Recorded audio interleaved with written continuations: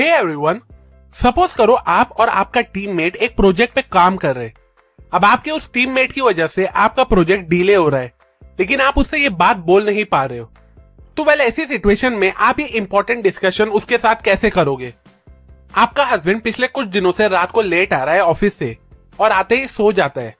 आप ये ऑब्जर्व कर रहे हो और उससे डिस्कस भी करना चाहते हो, लेकिन समझ में नहीं आ रहा है कैसे। तो वेल ऐसी सिचुएशन में बिना रिलेशन को खराब किए आप ये इंपॉर्टेंट डिस्कशन कैसे करोगे? वेल ये सब सिचुएशन बहुत ही सेंसिटिव होती है, जहां हम पॉजिटिव आउटपुट को एक्सपेक्ट करके कम्युनिकेट करना चाहते हैं, लेकिन कई बार हमारी कम्युनिकेशन टेक्निक और स्ट्रेटेजी प्रॉपर नहीं होती है, जिसकी वजह से कई बार आउटपुट पॉजिटिव की जगह नेगेटिव निकल आता है, और जो कई बार हमारी सिचुएशन को बुरी तरह से खराब कर देता है। तो सवाल यहाँ ये आता है कि ऐसी सिचुएशन को रेस्पॉन्सिबिलिटी के साथ कैसे हैंडल करें? वेल कुछ स्मार्ट कम्युनिकेशन स्ट्रेटेजीज और स्टेप्स को फॉलो करके, जो ऑथर सेलेस्टी हेडलेस अपनी book we need to talk में बताती है, जो आज के इस वीडियो में मैं आपके साथ शेयर करने वाला हूँ। इसलिए अगर आप वो स्टेप्स और स्ट्रेटेजीज को जानना चाहते हो सो डेट आप इस वी नीड टू टॉक वाली सिचुएशन को अच्छे से हैंडल कर सको, तो इस वीडियो को एंड तक जरूर देखें। लेकिन उससे पहले अगर आप मुझसे डायरेक्टली कनेक्ट करना चाहते हो तो मुझे मेरे इंस्टाग्राम आईडी Mr.EUS23 पे जरूर फॉलो करें। लिंक मैंने डिस्क्रिप्शन में डाल दी है। So now let's begin. Step number 1, avoid assumptions. Assumptions जो कई बार जब वाइल्ड नेगेटिव रूप ले लेता है तो वो शक में कन्वर्ट हो जाता है, और जो कोई भी रिलेशन के लिए सही नहीं है, क्योंकि अजम्पशन छोटा हो या बड़ा, इसकी वजह से हमेशा मिसअंडरस्टैंडिंग क्रिएट होती है, और जो कम्युनिकेशन ब्रेकडाउन क्रिएट करती है, और जिसकी वजह से फिर हम प्रॉपर्ली कम्युनिकेट नहीं कर पाते। इसलिए अपने ऑफिस कलीग से बात करने से पहले ये अज्यूम मत करो कि वो आलसी या कामचोर है, या अपने हस्बैंड से बात करने से पहले ये अज्यूम मत करो कि ही इज चीटिंग यू और डूइंग समथिंग रॉन्ग, कॉज इसकी वजह से फिर शायद आप एक्चुअल रीजन नहीं जान सकोगे। Step number 2, ask better questions. Suppose करो आप और मैं एक टास्क पे काम कर रहे हैं और अनफॉर्चुनेटली अनजाने में आपसे एक गलती हो गई।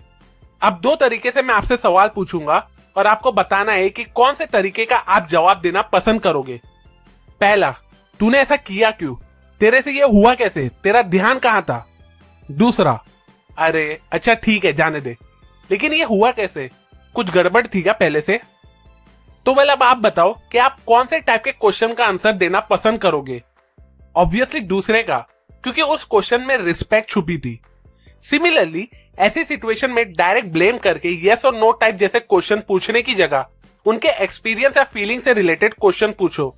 फॉर एग्जाम्पल, मैं ऑब्जर्व कर रही हूँ कि तुम बहुत थके हुए आते हो, तबीयत भी सही नहीं लग रही है पिछले कुछ दिनों से, ऑफिस वर्कलोड बहुत ज्यादा है क्या? कुछ परेशानी है तो मुझे शेयर करो। वेल ये लाइन शो करती है कि यू फील फॉर देम, जिसके बाद आपको प्रॉपर एक्सपेक्टेड रेस्पॉन्स जरूर मिलेगा। Step 3, embrace silence. अब ऐसी सिचुएशन में जब आप सामने वाले इंसान से कुछ क्वेश्चन पूछते हो तो आपको फौरन रेस्पॉन्स नहीं मिलता है, बल्कि एक पिन ड्रॉप ऑफ साइलेंस रहता है, एक खामोशी रहती है। अब इस खामोशी का मतलब ये मत समझो कि वो कुछ छुपा रहे या आपको रेस्पॉन्स नहीं दे रहे। उस साइलेंस को एम्ब्रेस और रिस्पेक्ट करो, क्योंकि उस साइलेंस में वो अपने थॉट्स को कलेक्ट कर रहे होते हैं, जिसके बाद आपको थॉटफुल रेस्पॉन्स मिलने के चांसेस हाई हो जाते हैं, और फिर जिसकी वजह से आप एक दूसरे की नीड और कंसर्न को अच्छे से समझ पाते हो। Step 4, listen actively. देखो ऐसी सिचुएशन में ना हम ज्यादातर टाइम हाइपर मोड में होते हैं, और इसलिए हमें फटाफट आंसर चाहिए होता है, और इसलिए जल्दबाजी के चक्कर में हम सामने वाले को अच्छे से सुनते नहीं है, जिसकी वजह से हमारे पास हाफ इंफॉर्मेशन होती है, और जो हमारे माइंड में फिर अलग अलग अजम्पशंस को पैदा करती है। इसलिए अपना रेस्पॉन्स या रिप्लाई रेडी करने से पहले सामने वाले की बातों को बिना इंटरप्ट किए अच्छे से सुनो, और उनके हर एक पर्सपेक्टिव को अच्छे से समझो।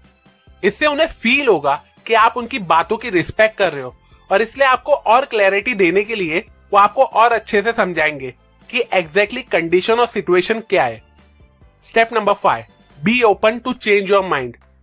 जब ऐसी कम्युनिकेशन स्टार्ट करते हो तो बट ऑब्वियस आप माइंड में कुछ बातें रख के शुरू करते होगे, लेकिन जब आपको रेस्पॉन्स मिलता होगा तो शायद वो टोटली ऑपोजिट हो, और फिर शायद आपको लगे कि सामने वाला कुछ छुपा रहा है या झूठ बोल रहा है, और जिससे फिर बात बिगड़ जाती है।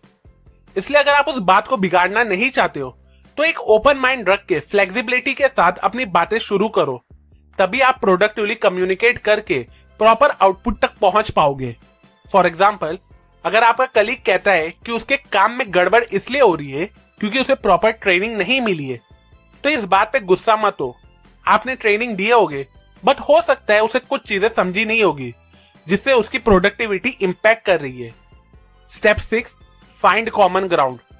फ्रैंकली कहूं तो we need to talk type situation कोई नहीं चाहता है, लेकिन फिर भी आप इनिशिएटिव लेते हो सो डेट आप सिचुएशन के थ्रू एक पॉजिटिव सॉल्यूशन पे आ सको।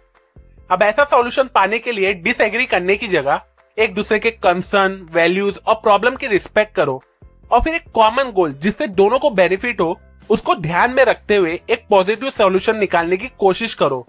एग्जाम्पल, ट्रेनिंग का कुछ पार्ट अगर आपके कलीग को नहीं समझा तो उससे पूछो वो कौन सा पार्ट है और फिर एक सेशन शेड्यूल करो जिसमें आप उस पार्ट की ट्रेनिंग उसे वापस से दे सको, सो डेट उसे अच्छे से समझ आ जाए और जिससे उसकी प्रोडक्टिविटी भी इंक्रीज हो जाए और आपका प्रोजेक्ट भी डिले ना हो।